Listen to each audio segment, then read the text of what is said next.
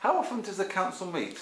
The council meets 4 times a year in full session, and our board of trustees meets roughly on a monthly basis.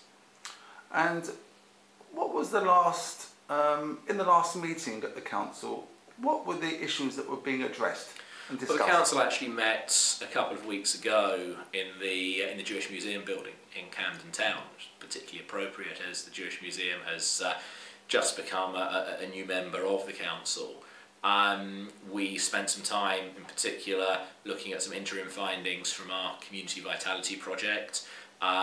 We heard a report back from the first meeting of our new Community Chest Fund that has been designed to ensure a secure and sustainable source of funding to organisations that are essential to communal life but perhaps don't have a natural funding base of their own. We discussed plans for the celebration of the 65th anniversary of the State of Israel, and we also received a detailed briefing on the scenario of Moti Crystal, the Israeli negotiator, mediator, who has been boycotted by the Manchester National Health Trust. So, yeah, very much a snapshot of the issues currently facing Nigeria today. What has been the JLC's best achievement thus far, would you say? I think it would be invidious to pick any particular one, but to highlight a few. I think the work we have done to produce a new strategic template for Jewish schooling in the UK is of particular importance. You know, schools are both the jewel in the crown of our community and the essential kind of matrix of the future continuity of our community. And you know, when we appointed Professor Leslie Wagner in 2008-2009 to carry out a commission, appoint a commission and carry out a strategic inquiry into the future of Jewish schooling, he came back with a series of some 30 recommendations, and you know, we immediately accepted and adopted those recommendations and put in place a 3-year program to fund and oversee their implementation. And you know, that's resulted in, you know, I think, a sea change in strategic collaboration and cooperation across our schools. We certainly can see from the demographics and the numbers, and we're not claiming responsibility for this, but I think we have played a role in shaping an environment where uptake continues to increase. You know, the challenge is, if you picked up a sort of average page of the Jewish Chronicle or any other Jewish newspaper 3 or 4 years ago and read about Jewish schooling, you know, we were hearing the prophets of doom telling us it was time to downsize, build less schools, cut back investment, and so on. And actually, I think that the Wagner Commission, under the guidance of the JLC, did something very bold and courageous and said, no, the solution isn't to downsize the Jewish school sector. The solution is to improve the product and to increase uptake. And you know, that was a very bold and courageous thing to do.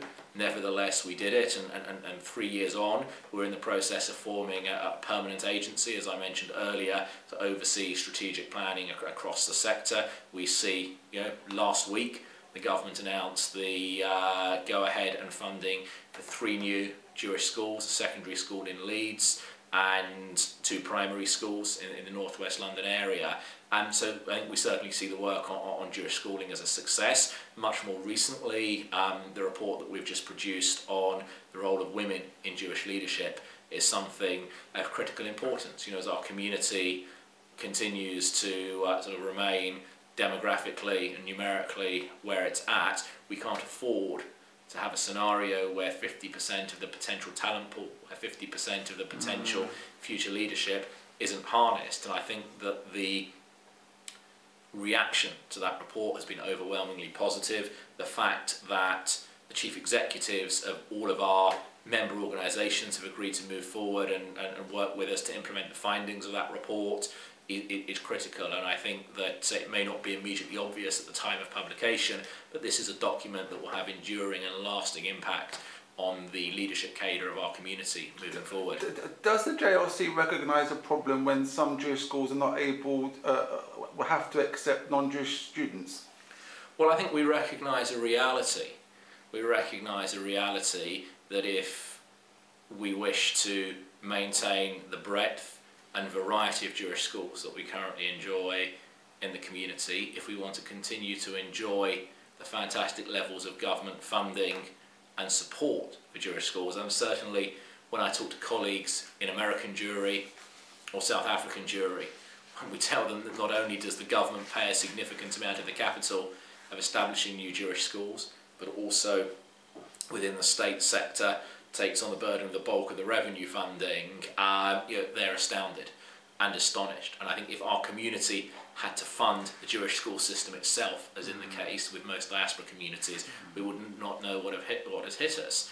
And I think we have to recognise the reality that unless we are able to fill those places with Jewish children ourselves as a community, unless we're willing to forego the opportunities provided by the free school system, which imposes a limit on the percentage of pupils that can be selected by faith, then we have to adjust to the reality that Jewish schools will include a portion or a proportion of non-Jewish kids. Certainly from my own travels around Jewish schools, looking at examples like King Solomon in northeast London, I think that our schools have dealt with issues of cohesion and integration of those children in an exemplary way.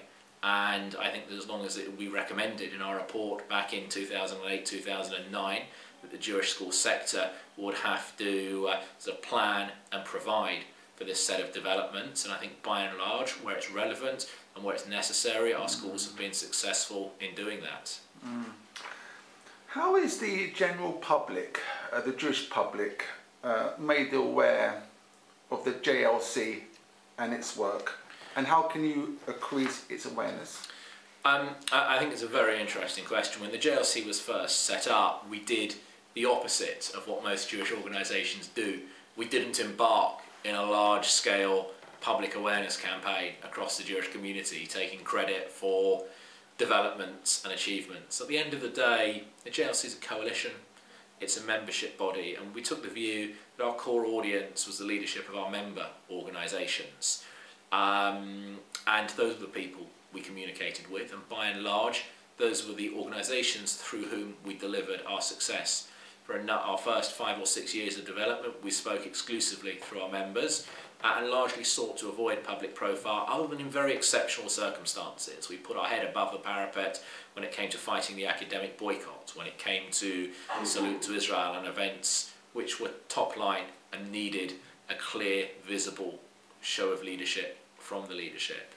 I think that latterly, particularly over the past year or two, we've recognised that whilst that was a strategy that was developed with the best of intentions, and it was a strategy that was developed to allow our organisations to take the credit, we also recognise that in this day and age of social media, internet communications, webcasts and Jewish online magazines, that's no longer a viable option. People expect a degree of openness, transparency and accessibility.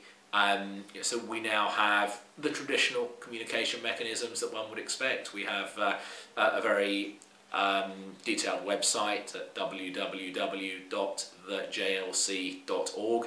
We can follow you on Twitter as well, can we? You can follow us on Twitter. We have a monthly newsletter outlining key developments that you can sign up to receive on the website. So we would say that we're as open and accessible as most communal organisations today, with the caveat that we still prefer to be a little bit shy. We still prefer that our default mode is you should hear about the successes of the JLC through our own members, because we judge our success by our members' success. So yes, we've opened up, yes, we've increased the level of transparency, yes, we're communicating more effectively, but once again, we're communicating because there's a need for the community to understand the work we're doing, not because we want to perpetuate another organisational logo across the plethora that already exists around Anglo Jewry, British Jewry today. And can we find out the members from your website? Very much so. All of our members are listed there, and most of them have biographies and their key communal and business interests published as well.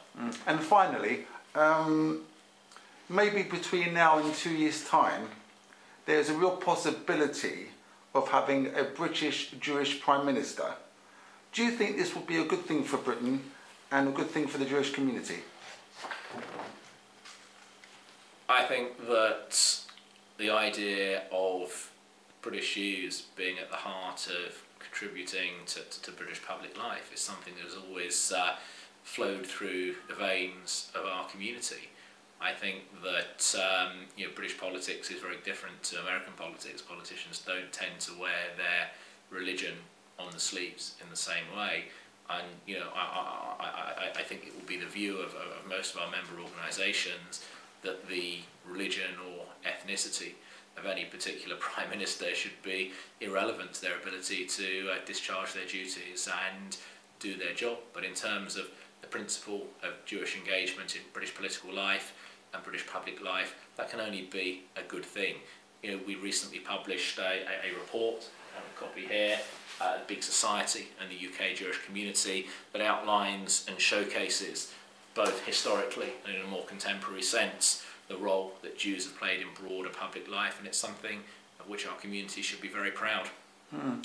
Jeremy Newmark, Jewish Leadership Council, thank you ever so much for joining Jewish Online Magazine. It's a pleasure, David, and wish you every success with the project. Thank you very much. Thank you.